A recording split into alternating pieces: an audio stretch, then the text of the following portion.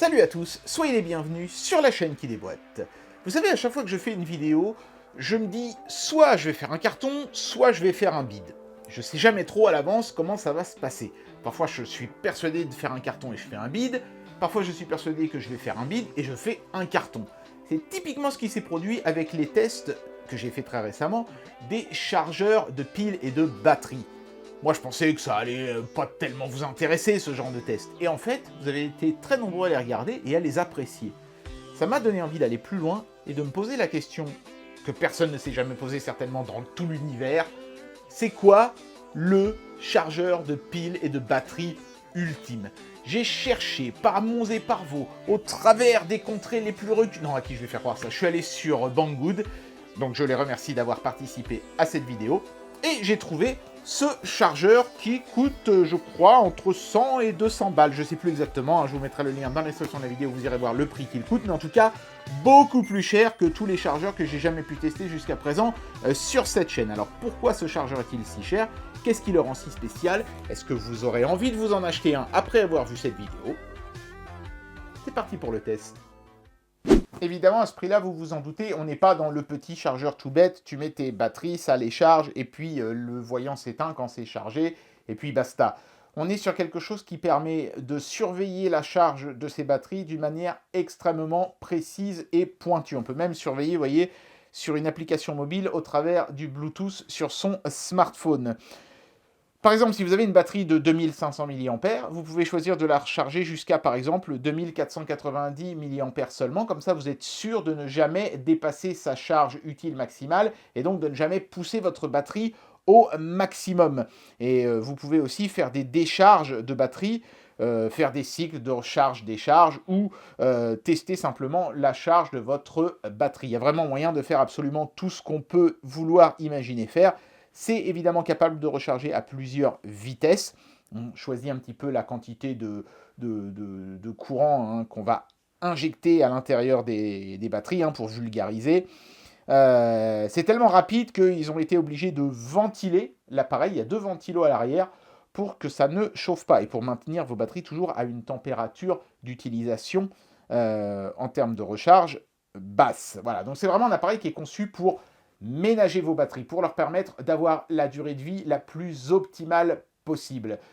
Alors que la plupart des chargeurs ont tendance à vraiment charger le truc jusqu'à fond, et en fait, quand ils s'aperçoivent qu'ils ont atteint une crête, et ça prend quelques minutes, ils arrêtent la recharge. Et donc, pendant toutes ces minutes, la batterie, elle est chargée alors qu'elle est déjà pleine, ce qui a tendance, évidemment, à réduire sa durée de vie. Ce chargeur-là, lui, sera plus intelligent que ça. Est-ce que ça vaut le coup de mettre tellement cher pour ça? Ça, ce sera vraiment à vous de voir. Si vous avez énormément de batteries et que vous avez un budget batterie important parce que vos chargeurs maltraitent vos batteries, ça peut être intéressant éventuellement d'utiliser ce genre de truc. SkyRC, c'est un fabricant de pièces détachées et d'accessoires pour les drones, si j'ai bien compris, pour tout ce qui est téléguidé. RC, ça veut dire Radio Control.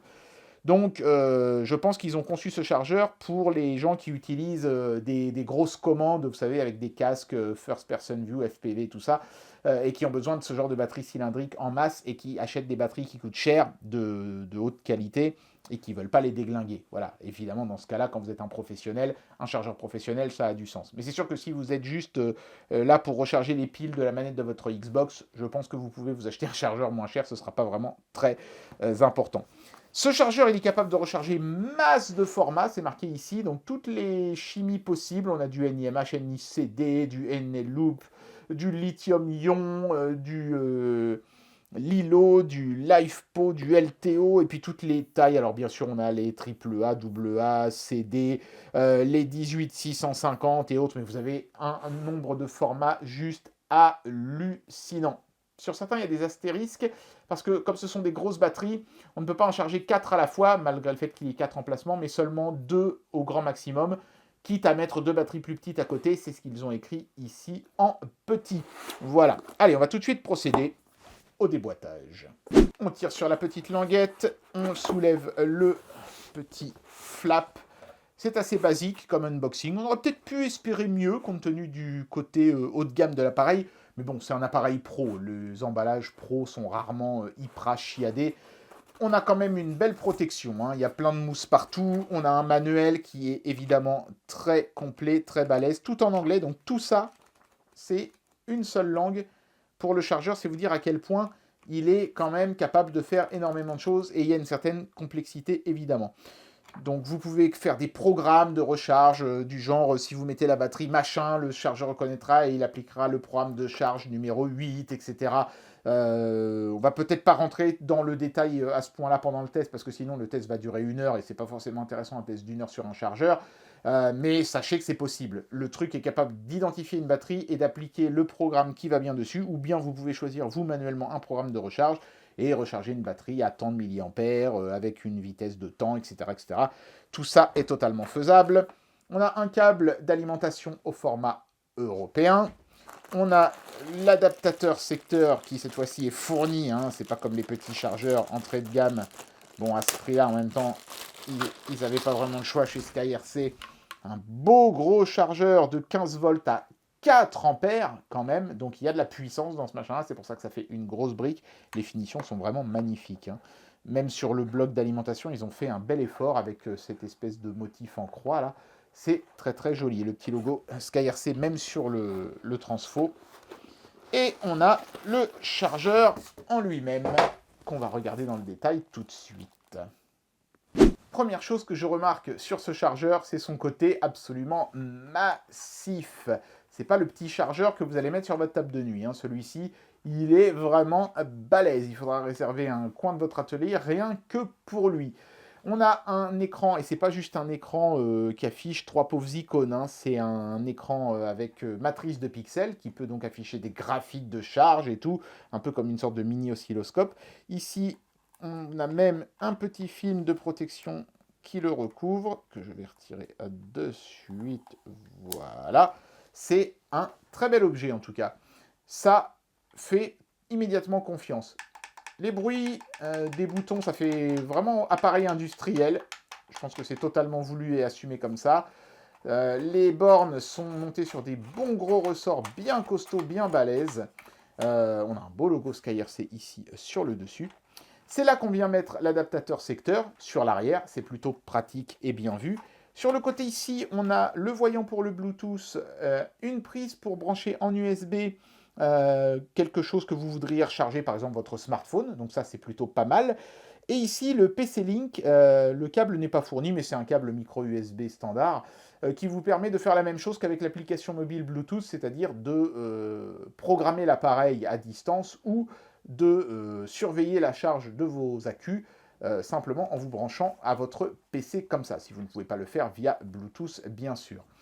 Voilà, c'est magnifique, hein. C'est un super bel objet. Il y a même des choses à dire sur le dessous, puisqu'on voit ici les 2 ventilateurs qui vont se charger de maintenir l'appareil et les batteries à une température respectable. Et on peut même incliner plus, si on le souhaite, l'objet en déployant ces 2 pieds ici avec des patins en caoutchouc sur le bout. Voilà, ça permet de le poser avec une inclinaison plus forte, ma foi, pourquoi pas. Ce chargeur est capable de fonctionner dans 3 modes différents.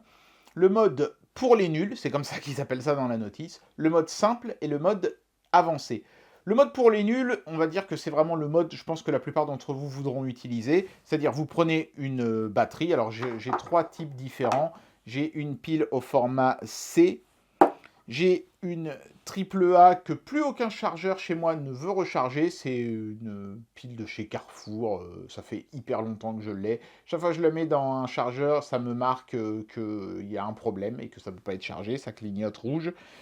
Et une 18650 que j'ai récupérée à l'intérieur d'une lampe torche, celle-ci, de chez Samsung. Vous voyez, c'est marqué Samsung dessus, ici. Voilà. Je pense que c'est suffisamment intéressant d'avoir ces 3 types différents. Le chargeur, vous voyez, son écran rétroéclairé, au bout d'un moment, ça s'éteint. Ça, c'est bien, parce que souvent, ces appareils-là ont tendance à laisser l'écran tout le temps allumé. Donc, du coup, ça vous oblige littéralement à les débrancher si vous voulez qu'ils s'éteignent, quoi. Là, bon, vous aurez toujours le LCD d'allumé, mais ça ne consomme pas grand-chose.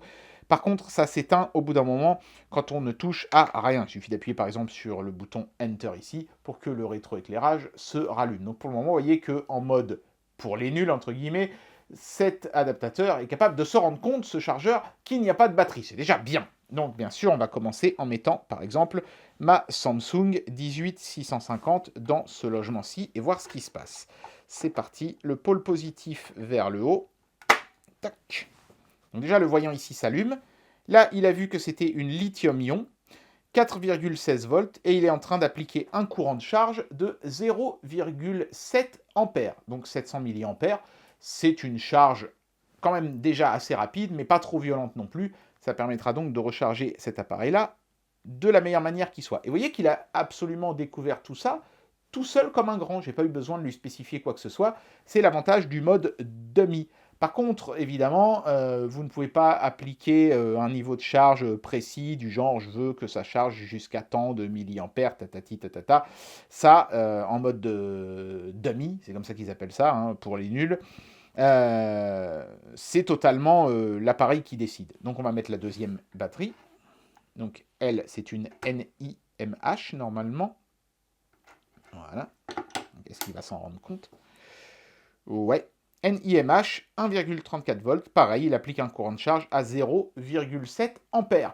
C'est vraiment génial, hein, c'est totalement automatique, le mode dummy, c'est vraiment parfait. Hein.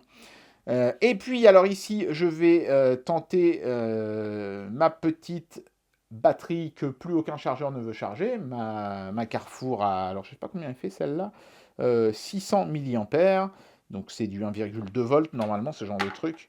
Stock. Ce serait bien que je la mette pas de travers. Voilà. NIMH, 0,28 volts, et pareil, il applique un courant de charge à 0,7 ampères. Quand on appuie sur la touche Entrée, toutes les batteries qui ont été détectées vont démarrer leur charge au courant qui était indiqué, et ici vous pouvez voir que c'est rouge parce que c'est en train de charger. On peut voir le courant qui est réellement appliqué à la batterie, et évidemment, plus la charge va être proche du total, et moins le courant appliqué va être, a priori, élevé, puisqu'il n'y a plus aucune raison d'envoyer du courant dans une batterie une fois qu'elle est rechargée à bloc. Et ça, c'est typiquement ce qui fait la différence entre ce chargeur sophistiqué et un chargeur moins cher, c'est qu'il est capable d'adapter sa puissance de charge à l'état de votre batterie pour éviter de la charger trop violemment et de l'endommager.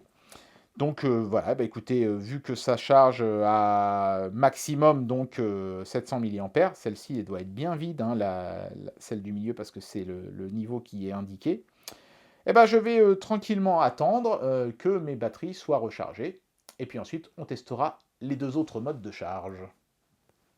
Pendant que les batteries chargent, quand vous appuyez sur un des boutons correspondant à la batterie qui vous intéresse, vous aurez un éclaté plus détaillé de ce qui est en train de se passer pour la batterie en question. Donc là, on voit qu'on est en train de charger, on voit la capacité qu'il y a déjà en charge, la tension appliquée, la tension moyenne relevée, et puis on peut voir d'autres choses hein, en descendant. Voilà, la puissance, le courant, l'énergie, le temps depuis lequel la recharge se fait. Là, j'ai fait exprès de déconnecter et de reconnecter pour voir. Et effectivement, le temps indiqué est parfaitement fonctionnel. Le temps total. La température de la batterie, oui, car l'appareil a une petite sonde ici sur le côté qui permet de relever la température. Donc là, on est à 20,6. Le maximum, c'est 50 degrés. Je pense que si on atteint cette température-là, la charge se coupe. La température du système, 20 degrés, ça chauffe pas du tout, hein, c'est génial. Il n'y a pas un bruit de bobine, de sifflement ou de choses comme ça. On sent qu'on a de la qualité. Et le ventilateur ne s'est encore jamais mis en route. Je pense qu'il se met uniquement en route quand il fait très chaud, il y a une canicule ou un truc comme ça, parce que franchement, là, ça a l'air de pas être nécessaire. On voit la résistance interne de la batterie, battery internal resistance, 45 milliohms, je pense que ça veut dire ça. Donc on voit quand même beaucoup plus de renseignements que ce qu'on a sur un chargeur lambda. Après, est-ce que ça intéressera forcément tout le monde? Je pense pas. Mais si vous êtes un professionnel qui a besoin d'utiliser des batteries très sophistiquées dans des appareils très sophistiqués, je pense que ce sera préférable pour vous d'avoir toutes ces informations que de ne pas les avoir. En faisant un appui long sur le bouton Stop ici, on entre dans le menu de Setup. Et c'est là qu'on va pouvoir choisir notamment... Alors, ils mettent qu'on peut choisir la langue, mais en fait, il n'y a que l'anglais. Peut-être qu'une prochaine mise à jour du firmware rajoutera d'autres langues, je ne sais pas. Mais en tout cas, pour le moment, il n'y a que l'anglais. Donc là, c'est le fameux mode... Pour le moment, on était en mode pour les nuls. Hein, vous voyez, c'est marqué Dummy ici. On peut mettre la température en Fahrenheit si on le préfère. Le mode de dummy ne prendra en charge que deux types de chimie différentes, donc on peut les choisir. Là, j'ai laissé NiMH et lithium-ion, c'est les deux plus courantes. La charge en demi 0,7 A, si vous voulez que ça charge plus vite ou moins vite, vous pouvez changer cette valeur-là. Voilà, la tension de recharge douce à 3 volts, etc. etc. Ça, ce sont les différents programmes qu'on peut activer en faisant une combinaison de touches. Voilà, si vous voulez mettre des programmes manuellement à une combinaison de touches, par exemple O plus la touche 1, 2, 3 ou 4, et ça lancera le programme que vous aurez fait pour les modes avancés ici. Dans quel slot de programme vous allez sauvegarder? Est-ce que vous voulez que vos touches fassent un bip? Pour vous dire à quel point le truc est sophistiqué, vous pouvez même choisir votre bip, quoi. Regardez, je vous montre.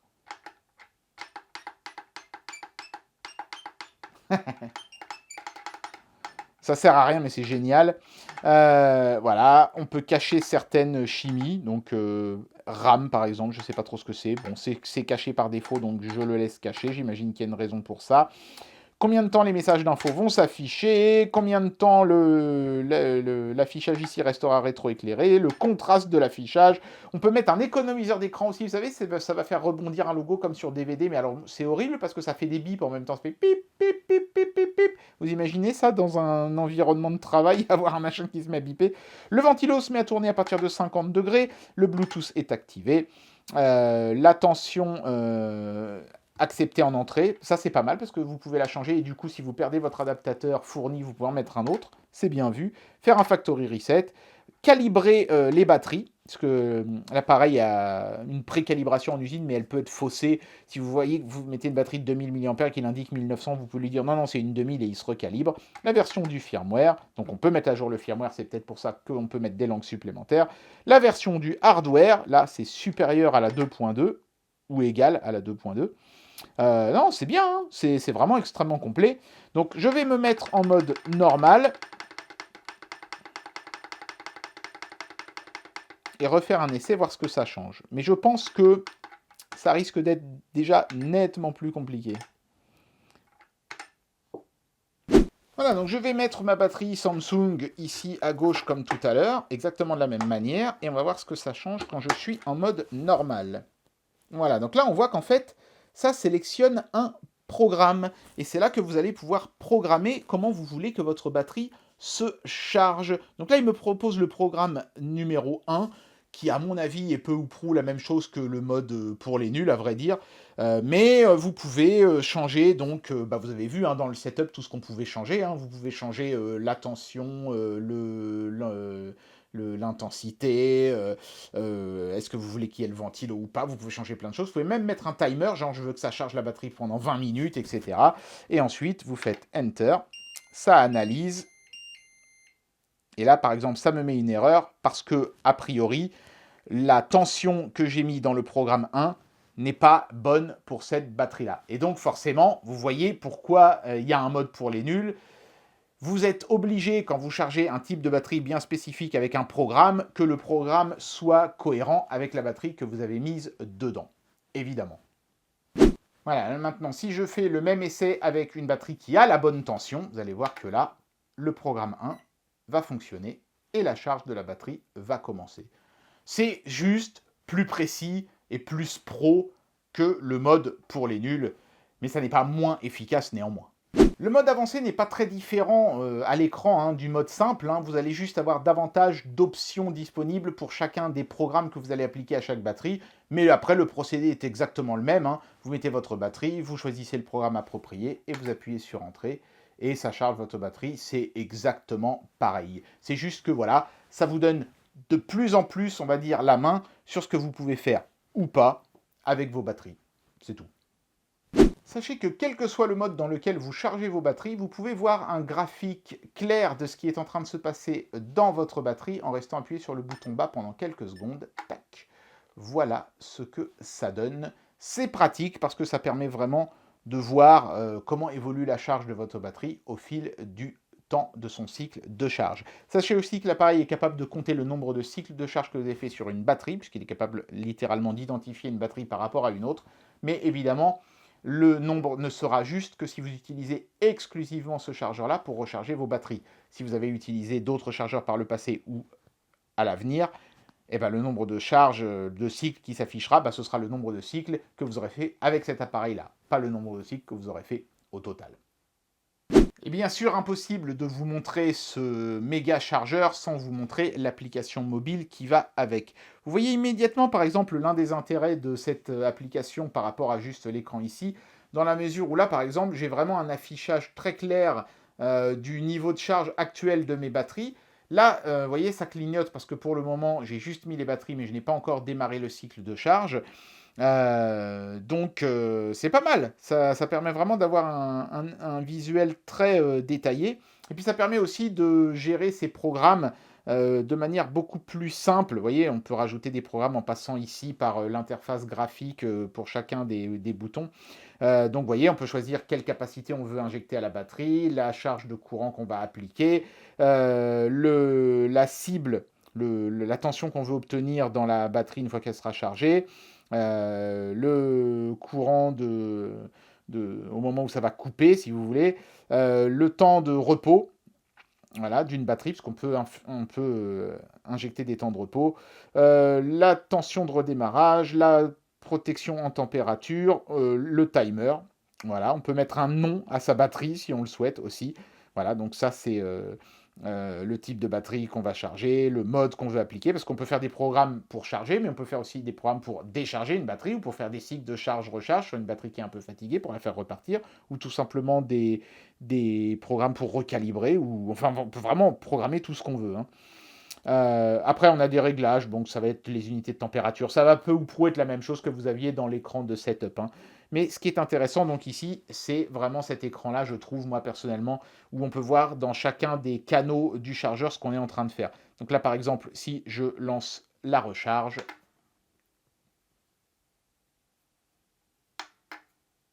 voilà. Toc! On voit sur l'écran du téléphone que c'est en train de charger. Et bien voilà, j'en arrive à la conclusion de cette vidéo et je vais vous donner mon avis sur ce produit. Bon, c'est sûr que si vous voulez juste recharger les piles de la télécommande de votre télé, vous pouvez passer votre chemin sur un tel objet. Cet objet-là s'adresse aux gens qui vont utiliser des batteries extrêmement chères et qui ne veulent pas les esquinter, ou aux gens qui vont utiliser des batteries pas forcément extrêmement chères, mais dans des appareils qui sont extrêmement chers et qui ne veulent pas les esquinter avec une batterie qui serait mal chargée ou qui n'enverrait pas la tension qu'ils souhaitaient obtenir une fois la batterie rechargée. Certaines batteries, par exemple de 4,7 volts ou de 4,2 volts, peuvent en réalité, quand elles sont chargées à bloc, sortir 5,1 ou 5,2 volts, et donc provoquer des surtensions. Là, avec cet appareil, vous savez que quand votre batterie sort de l'appareil, elle sortira la tension que vous avez programmée dans cet appareil. Et c'est, je pense, pour ça que ça peut être intéressant de posséder un tel objet. Je pense notamment aux gens qui ont, vous savez, ces énormes télécommandes pour piloter les avions de modélisme ou les drones, des télécommandes qui peuvent parfois coûter extrêmement cher. Vous n'avez pas envie de les esquinter avec des mauvaises batteries ou avec des batteries chargées avec des mauvais chargeurs. Et c'est dans cette optique-là que ce chargeur, je pense, sera le plus utile. Ceci étant dit, moi je regrette que justement, compte tenu de son côté tourné vers le modélisme, il ne soit possible de charger que les batteries cylindriques. Ça aurait pu être intéressant que cet appareil soit un chargeur totalement universel, capable par exemple aussi de recharger les batteries carrées qu'on trouve dans les drones avec des connecteurs, vous savez, quitte à avoir un petit jeu d'adaptateurs à brancher sur le côté ou quelque chose, pour pouvoir recharger vraiment toutes les batteries qu'on souhaite recharger. Là, on sera limité uniquement aux batteries cylindriques. Mais si c'est des batteries cylindriques que vous voulez recharger, vous avez là le chargeur ultime. Pour ceux qui veulent juste charger les piles de leur télécommande, allez vers quelque chose de plus basique et de moins cher, évidemment. Et bien voilà, c'était le test du MC3000 de chez SkyRC. C'est clairement pas le chargeur qu'il vous faut pour les piles de votre télécommande de votre téloche. Mais par contre, si vous avez chez vous plein de batteries dont certaines coûtent assez cher, ça peut toujours être intéressant d'investir dans un vrai bon chargeur qui préservera ces dernières. J'espère que cette vidéo vous aura plu, et moi je vous dis à très bientôt pour un prochain test. Allez, tchuss!